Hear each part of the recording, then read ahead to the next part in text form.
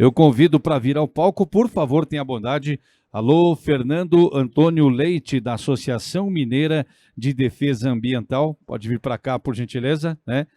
Muito obrigado. Nós não somos uma instituição de expertise em questões energéticas, né? Nós somos uma entidade ambientalista, a segunda fundada no Estado, né? Foi em 78, estamos aí com 44 anos, e sempre acreditamos que o eco da ecologia é o mesmo eco da economia. Então, geralmente, ambientalistas têm uma imagem, né, de ser inquietos e também, às vezes, de formar guetos, né? E a gente sempre teve essa busca de buscar a preservação, trabalhar pela preservação dos recursos naturais, mas em consonância, né, com o atendimento às demandas industriais para atender às necessidades humanas. Nós agradecemos pelo, né, além do prazer da oportunidade de participar do evento, é uma oportunidade para nós resgatarmos, né, uma participação que a gente teve num período de muita imersão com a questão energética. Foi um período de 2003 a 2008, um projeto de parceria com a CEMIG, e que nós vivemos essa questão mais diretamente, né, vivendo o ambientalismo mais à luz da questão energética. E a geração distribuída, naquela época, já era uma grande bandeira nossa, porque nós havíamos, de forma mais democrática e com menores impactos ambientais. Então, eu vou fazer rapidamente aqui, procurar, né, enfocar o tema do evento sobre as oportunidades e fazer uma reflexão, né, desse período, que foi 2003 que nós começamos, quase 20 anos depois, né, aquele cenário que a gente vivia lá e o cenário que nós temos hoje.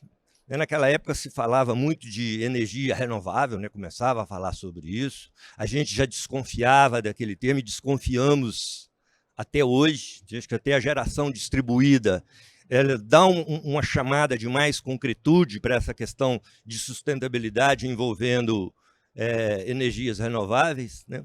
A gente tinha como benchmark a Alemanha, né? Naquela época, a Alemanha era a capital da energia solar, a gente tinha aquilo, puxa, a Alemanha tem 2 tímidos meses de sol por ano e investe muito mais do que o Brasil, que tem 12 meses estatalados de sol. Né? Eu estive lá em 2000, no ano 2000 exatamente, lá tem uns prédios, né, as chamadas Casas das Cidadanias. Geralmente o governo ou iniciativa privada destina um prédio para abrigar entidades que atuam, entidades sem fins econômicos que atuam nas áreas social e ambiental. E lá em 2000 eu já vi o sistema de Smart Grid funcionando, um negócio aquilo lindo. Você via lá essas entidades, esses prédios, vendiam, eles tinham renda, né, para sustentar as atividades daquelas entidades, vendendo energia. Né? A gente voltar para cá, isso no início do século, 2006, isso aqui nem se falava disso. Né? Mas as coisas melhoraram muito. Né? A gente sempre lutou por políticas públicas, o deputado Gil Pereira trouxe hoje aqui, né, já a existência de políticas públicas. Recentemente, eu vi uma discussão de uma aceleradora de startups, já pensando nisso, né? Um prédio inteligente que gera energia. Né? Mas veja bem, só voltando, né, esse projeto a gente começou, foi uma parceria muito forte com a CEMIG, chamava O Futuro da Energia. Eu consegui, a gente tinha os arquivos, isso aqui em 2003, né, 29 e 30 de setembro de 2003. Essa aqui foi uma identidade visual que a Newton Paiva, na época, criou para a gente, e levamos o pessoal da CEMIG, não gostou disso aqui. Eles falavam, isso traz dúvida, né? É uma identidade visual muito óbvia, né? Uma lâmpada, alguma coisa, e com essa interrogação, e que eles falavam, isso mostra que vai dar a ideia que a gente tem dúvida, e nós não temos dúvidas que é energia renovável. Mas nós, dos lados dos ambientalistas, a gente tinha dúvidas, que a gente via, por exemplo, Irapé, né, que é coisa grande, e até hoje, Irapé faz, o marketing dela é a barragem mais alta do Brasil, a segunda da América Latina. Né? A bandeira dela, o marketing não é produzir energia, é a coisa de a barragem mais alta, né? Igual aquela cidade administrativa nossa lá, naquela brutal exemplo de ineficiência energética. É o maior vão da América Latina. Umas bobagens estúpidas que não atende às necessidades humanas, e a gente sempre viu na geração distribuída esse um dos motes, né? A gente tinha geração distribuída, energia solar, planejamento e eficiência energética. A gente, né? E a inquietação era grande porque não tinha objeções a isso, né? As pessoas, você falava, por exemplo, aqui, resgatando, nós tivemos, nesse primeiro seminário, que foi em 2003, nós trouxemos a doutora Maria Redeipar, do Departamento de Energia dos Estados Unidos, que falou sobre ameaças, oportunidades da geração distribuída. Ela fez uma abordagem disso no Brasil e no mundo. No mesmo dia, né, nós tivemos uma palestra do professor Dr. Osório de Brito, que representava naquela época o Instituto Nacional de Energia Energética, falando geração distribuídas e as oportunidades de negócios. Ameaças, oportunidades, cenários e impactos ambientais. Então, a gente já se falava, a gente buscava essas discussões. Teve um professor da Universidade de Itajubá, o professor Eleto, eu lembro bem dele, ele fala para geração distribuída, pequenas termoelétricas é biomassa. Eu lembro, ele falava com entusiasmo, tal, que ele extrapolava o tempo, né, passava 20 minutos, e ele falava daquilo, o público envolvendo, e todo mundo encantado com aquelas, né, aqueles temas que eram nossas bandeiras, e a gente via aquilo evoluindo muito pouco, né, muito aquém da velocidade que a gente gostaria, né, como o professor Gil hoje já teve resultados nessas questões das regulamentações, o Smart Grid, por exemplo, por que não regulamenta isso? E tem. Aí eu fui, né, até fazendo esse exercício de fazer esse comparativo, né, de até medir, porque a gente tinha, a parceria nossa com a CEMIG, era o futuro da energia, que era basicamente seminários. A gente fazia de 2 em 2 anos um seminário internacional, que a gente trazia experiências do mundo todo, né, para falar das questões energéticas, e a gente, né, do nosso lado, a gente sempre pegava por essas 4, planejamento, geração distribuída, energia solar, e tínhamos também, paralelo, um seminário sobre indicadores de sustentabilidade. Né, um ano, da mesma forma, um internacional e outro nacional. O José Cláudio Junqueira, que era presidente da Fundação Estadual de Meio Ambiente, na época ele estava fazendo o doutorado dele sobre indicadores ambientais para políticas públicas. Aí ele mapeava no mundo todo, olha, tem um cara lá na Nova Zelândia fazendo um trabalho fantástico. Aí a gente trazia o cara para falar nesses eventos. Fazíamos também sobre o licenciamento ambiental, né, que sempre a agenda ambiental muitas vezes é vista como o patinho feio da questão, é o que está atrapalhando, o que está dificultando, né? E a gente tinha no licenciamento como o mecanismo, um dos principais para a gente, né, ter como instrumento de preservação dos recursos naturais. Né, lutamos muito pelo ZEE, né, o zoneamento ecológico econômico. Acreditamos que a questão de locacional é fundamental, né, para você eleger os locais de cada empreendimento. Mas a questão que nós fizemos, todas a gente fazia, registrava tudo isso, né, em análise. Alguns desses registros a gente conseguiu transcrever e fazer livros. E eu lembro que lá na CEMIG, o auditório da CEMIG, eles tinham no fundo um estúdio que gravavam, né? Você tinha direito de gravar todos aqueles eventos e gravava em VHS, né? Isso, estamos falando de 2003. Aí o pessoal falou, quer que grava tem que trazer as fitas. Aí a gente chegava lá com aquelas sacoladas de fitas, né? E gravava. Um dia eu peguei, isso terminou, levamos o que fazia daquilo, né? A entidade Espaço Pequeno, eu acabei ficando como fiel depositário, né, dessas caixas, desses materiais de vida gás. Naquela época tinha também uma constatação, né, que dizia que a primeira perda patrimonial do homem quando casa é a perda da coleção da revista Playboy, né? Se bebeu, casou, perdeu.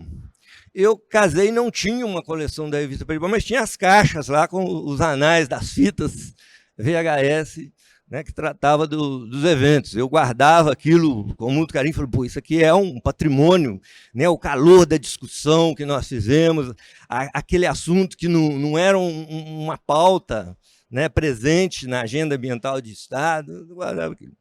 Bom, esse meio tudo, descasei, mudei, vida cigana.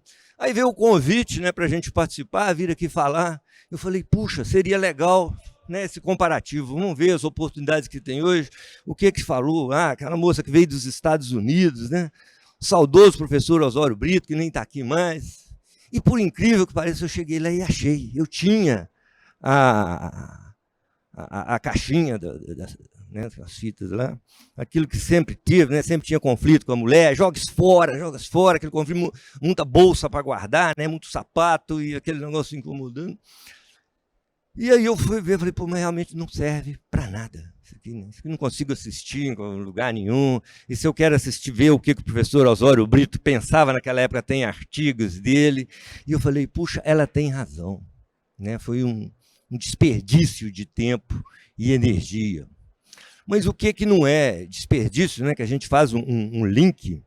Quando eu estava fazendo Belo Monte, tive um parceiro nosso, uma ONG, Amigos da Terra, lá do Amazônia, né, que eles levantaram uma bandeira de questionamento de Belo Monte com uma bandeira econômica, que falava que era a questão do desperdício. Né? Os números oficiais, à época, mostravam que o que Belo Monte ia gerar eram os mesmos números revelados pela EPEX, está indo lá amanhã, de desperdício naquelas respectivas redes. Não falava, não, Belo Monte está pronto.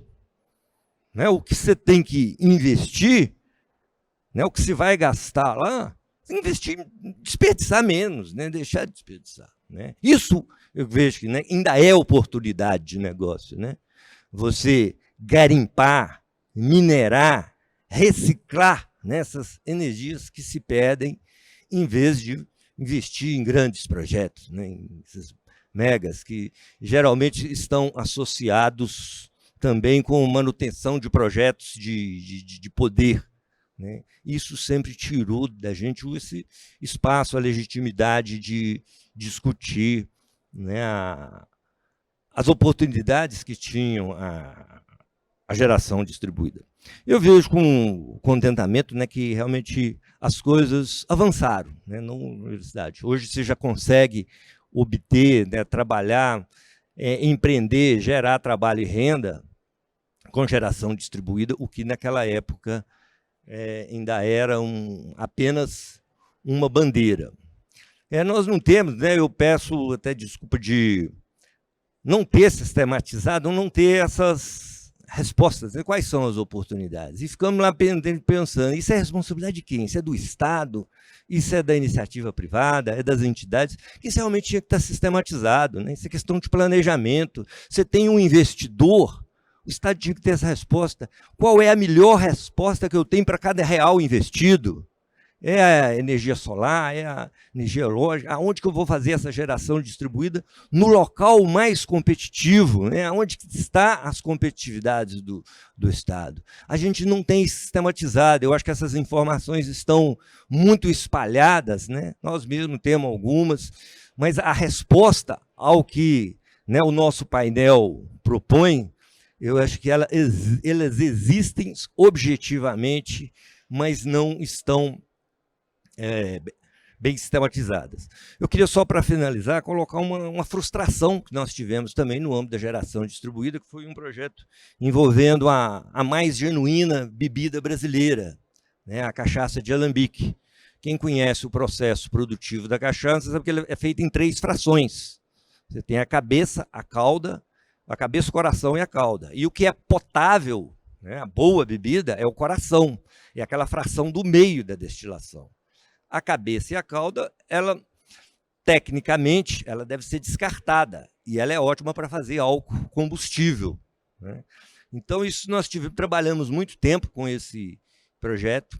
Acreditamos que teve um momento que o Ministério da Agricultura abraçou a coordenação, né, de falou, e já colocou até de envolver, né, de você gerar não o álcool, mas também termoelétricas, a base desse álcool para gerar energia elétrica. E foi ainda é uma oportunidade perdida em pauta, né? Você pega Minas é um estado que você tem uma capilaridade, né, de alambiques, quase todo município. Você pode, né, descer de helicóptero, de paraquedas, pegar um helicóptero de paraquedas, você vai cair num lugar que você vai ter, né, um município com um alambique por perto. E foi um exemplo de oportunidade perdida, mas eu gostaria de concluir que essa sugestão, a organização, agradecer pela participação da organização do evento e deixar essa sugestão que a gente tenha um momento e um esforço para melhor sistematizar essa oportunidade. Peço desculpas aos senhores pela forma desestruturada e improvisada de apresentar as ideias e agradeço pela paciência de me ouvir.